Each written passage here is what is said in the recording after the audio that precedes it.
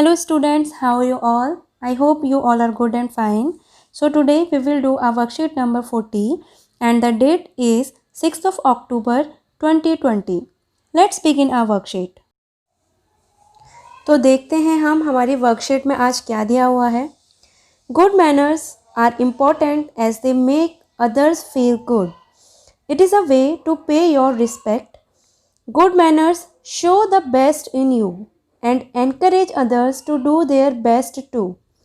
Practicing good manners on a daily basis makes life more pleasant. अब good manners का topic हमें क्यों दिया गया है, पहले तो हम ये समझ लेते हैं कि इसमें क्या लिखा हुआ है कि जो गुड मैनर्स होते हैं वो बहुत ज़्यादा इम्पॉर्टेंट होते हैं और गुड मैनर से जो बाकी जिनसे हम बात करते हैं दे फील गुड. अगर फॉर एग्जाम्पल अगर हमसे कोई बदतमीजी से बात करेगा, मैनर्स के साथ बात नहीं करेगा तो हमें बुरा लगेगा और हम नहीं चाहेंगे कि हम उस व्यक्ति से दोबारा मिलें. लेकिन अगर कोई ऐसा पर्सन जो हमसे बहुत तमीज़ से बात कर रहा है, जो हमें पूरी कटसी तमीज़ दिखा रहा है, तो उससे हम चाहेंगे फ्यूचर में भी मिलना.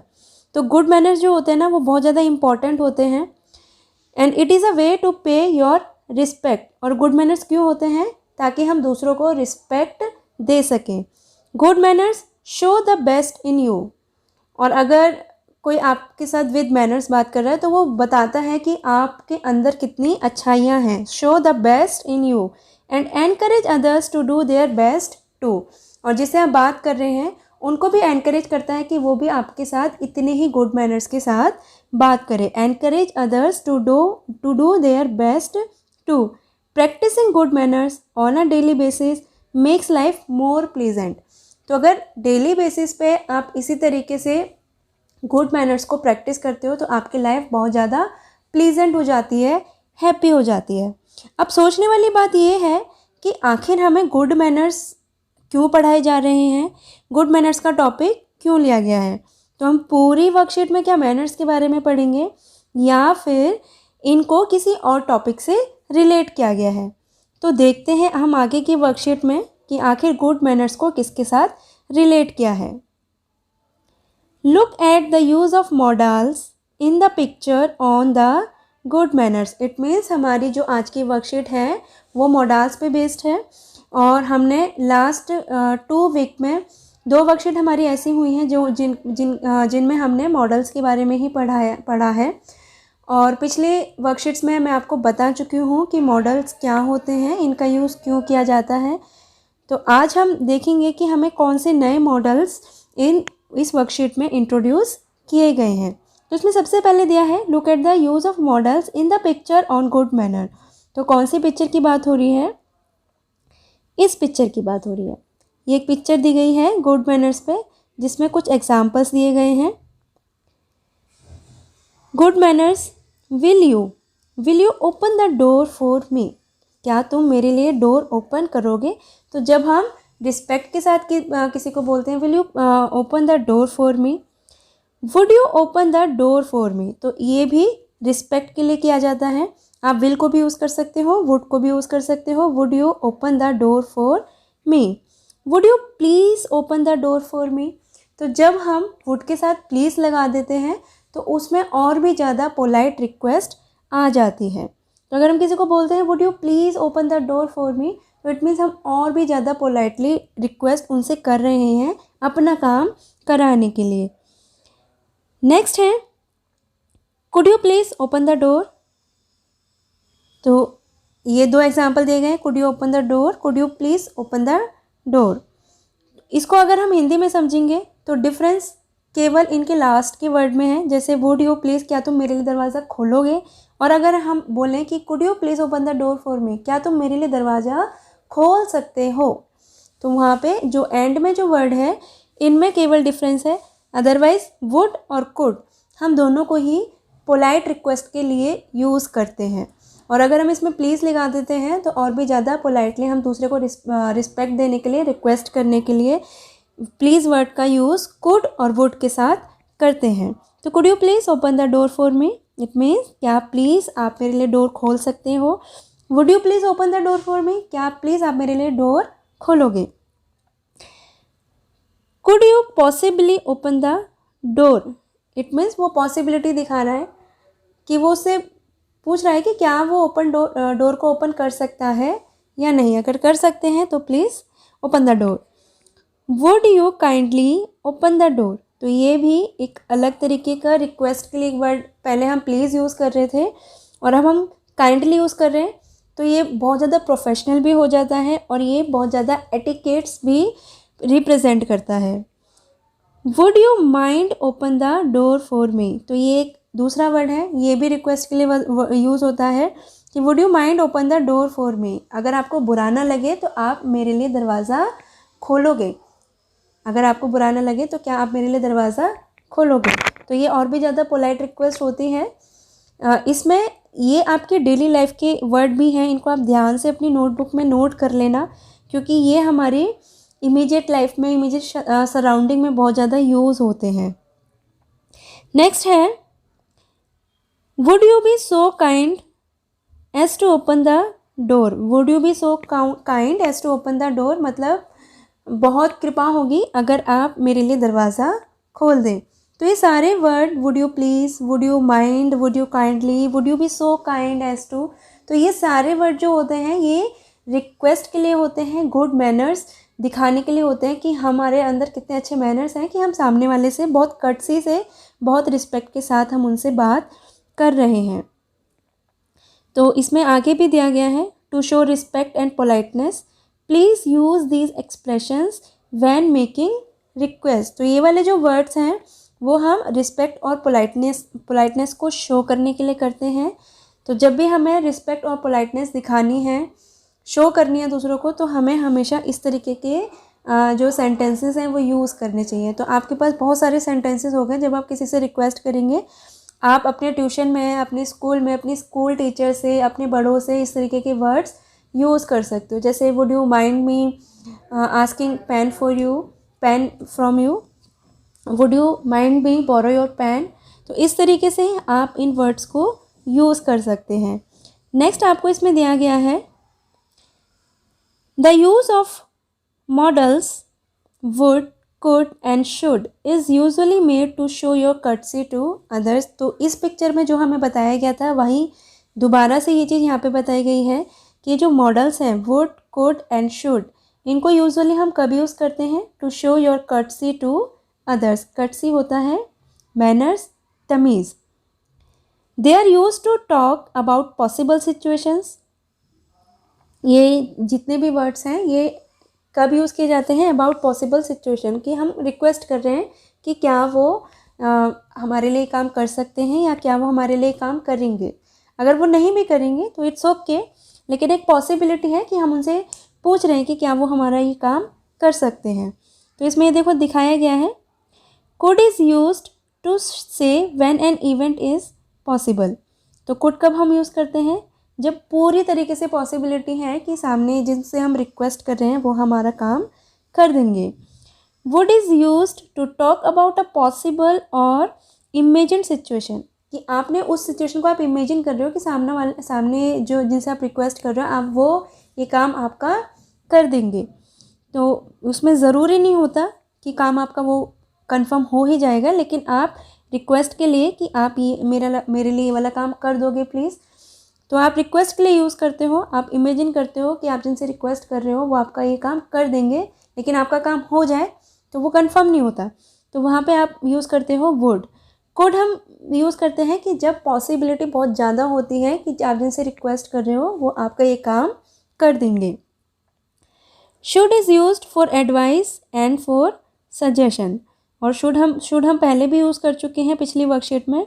तो शुड हम कभी यूज़ करते हैं, should is used for advice and for suggestion. तो कभी हम किसी को सजेशन या जब सलाह देते हैं तब हम शुड का यूज़ करते हैं। अब आगे हम देखेंगे कि हमें कुछ एग्जाम्पल्स दिए गए हैं और उन एग्जाम्पल्स को पढ़ के हमारे मॉडल्स को लेके और भी ज़्यादा बेटर अंडरस्टैंडिंग बनेगी। So let's see the fill-ups. इसमें दिया है in the following sentences about good manners choose the correct model from the choices given. तो यहाँ पे आपको 10 to 12 कुछ सेंटेंसेस दिए गए हैं और उन हर सेंटेंस के साथ आपको 2 ऑप्शन दिए गए हैं जिसमें से you have to choose 1 correct answer. First is 1 dash stand up when an elder person enters a room. तो सबसे पहले इसको सॉल्व करने के लिए हम ऑप्शन पे ही देखेंगे। शुड है और दूसरा दिया है वुड। तो जब कोई एल्डर पर्सन रूम में एंटर करता है तो हमें क्या करना चाहिए? हमें खड़े हो जाना चाहिए। तो ये एक सजेशन है, एक एडवाइस है। तो एडवाइस और सजेशन में हम किसको यूज़ करते हैं वो हमने पहले पढ़ा है। I will not tell you the answers, you will yourself find it. It is good manners if you make eye contact with people you are talking to. तो ये जब आप लोगों से बात कर रहे हैं तब उनके साथ आई कॉन्टैक्ट करना, ये एक गुड मैनर माना जाता है। तो इसमें कौन सा जो मॉडल है वो यूज़ होगा? क्योंकि ये एडवाइस नहीं है इसलिए शुड तो हम यूज़ नहीं कर सकते। तो एक अच्छा मैनर है कि अगर आप बात करते समय आई कॉन्टैक्ट बनाओगे तो it is a good manner. तो इसमें से कौन सा करेक्ट होगा वो आप यूज़ करेंगे। You dash use thank you and you are welcome while talking to others. तो यहाँ पे क्योंकि एडवाइस ही है कि आपको दूसरों से बात करते समय थैंक यू या यू आर वेलकम जैसे वर्ड्स ज़रूर यूज़ करने चाहिए।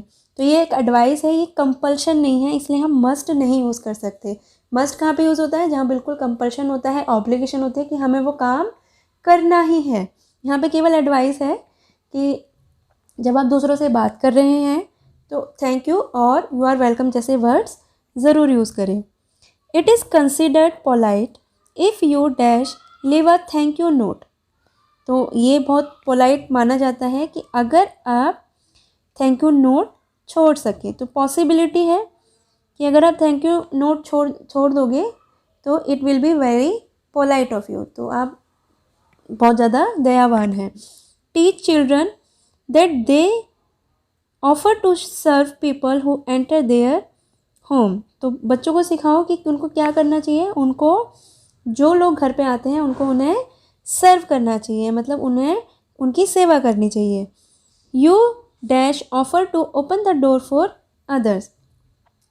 तो आपको दूसरों के लिए दरवाज़ा खोलना चाहिए। तो यहाँ पॉसिबिलिटी नहीं है, यहाँ सजेशन है। और एडवाइस और सजेशन के लिए हम एक वर्ड यूज़ करते हैं, उसको आप यहाँ पे लिखेंगे ऑप्शन में से देख के। आप जब इसको अटेम्प्ट करो तो सेंटेंस पढ़ने के बाद ऑप्शन ज़रूर देखो और उसमें से ये डिसाइड करो कि कौन सा वाला ऑप्शन अप्रोप्रिएट होगा। But before deciding you have to and you should read the sentence first and understand it and then apply the appropriate word. Biting nails dash be a complete no for all. तो biting nails मतलब नाखून चबाना। biting nails क्या होना चाहिए? एकदम complete no होना चाहिए। ये भी एक एडवाइस है। क्यों होना चाहिए? क्योंकि बाइटिंग नेल्स करने से हमारे अंदर बहुत सारे जो बैक्टीरियाज होते हैं वो हमारी बॉडी में एंटर कर जाते हैं। Licking your fingers at the dining table. तो खाना खाते समय अपनी फिंगर्स को चाटना, लिक करना शुड नॉट बी डन, बिल्कुल नहीं होना चाहिए। इफ़ यू स्नीज, स्नीज होता है छींकना। इफ़ यू स्नीज और कफ, और अगर आप छींकते हो या फिर खांसते हो, you dash use a handkerchief. तो इसमें से आप देखोगे अप्रोप्रिएट मॉडल कौन सा आएगा, क्योंकि ये एडवाइस है। When you chew your food, जब आप अपना खाना चबाते हैं, you dash not open your mouth wide, आपको मुंह खोलकर खाना नहीं चबाना चाहिए। Next is offering food to the hungry be a good deed. Offering food to the hungry be a good deed, ये एक अच्छी डीड होगी। तो ये सजेशन नहीं है, ये एक पॉसिबिलिटी है कि अगर आप भूखे को खाना खिलाते हैं तो it would be a good deed. Teasing animals be both incorrect and immoral. तो एनिमल्स को परेशान करना क्या है, वो इनकरेक्ट भी है और इमोरल भी होगा। तो इसकी पॉसिबिलिटी बहुत ज़्यादा है कि लोगों को वो एनिमल्स को परेशान करना इनकरेक्ट भी है और इमोरल भी होगा। तो इसकी पॉसिबिलिटी बहुत ज़्यादा है, हो सकता है नहीं, इट विल बी इमोरल, ये बहुत ज़्यादा इमोरल होगा। तो दोनों में से करेक्ट ऑप्शन आपको यहाँ पे चूज़ करना है। Raising your hand if you wish to say something. Would be a good habit. अगर आप कुछ कहना चाहते हैं तो कहने से पहले हाथ ऊपर करना, would be a good habit, ये एक अच्छी हैबिट होगी। Offering a seat to the elderly और to women would be a kind gesture. तो विमेन को या बुज़ुर्ग लोगों को सीट ऑफ़र करना क्या है, एक अच्छा संकेत होगा। You dash wait for your turn to speak. तो आपको बोलने के लिए अपनी टर्न का वेट करना चाहिए। You should wait for your turn to speak. तो ये आपके थे फिलअप्स जिनको आप ध्यान से पढ़ेंगे, फिर ऑप्शंस को देखेंगे और ऑप्शन के अकॉर्डिंग उन ब्लैंक्स को फिल करेंगे। एक बार हम फिर से रिवाइज कर लेते हैं कि जब एक इवेंट पॉसिबल होता है, मतलब उसकी पॉसिबिलिटी होती है 50-50, तो वहाँ पे कोड यूज़ होता है कि ये काम हो सकता है। और वुड जब पॉसिबिलिटी बहुत ज़्यादा होती है तो वहाँ पे वुड यूज़ होता है। और शुड कब यूज़ होता है, जब सजेशन और एडवाइस हम देते हैं तो वहाँ पे होता है शुड यूज़। तो ये थी आपकी आज की वर्कशीट, जिसको आप दोबारा देखेंगे, ध्यान से पढ़ेंगे और उसके बाद इसको कंप्लीट करके रिवर्ट बैक करेंगे। Till then, goodbye and have a nice day.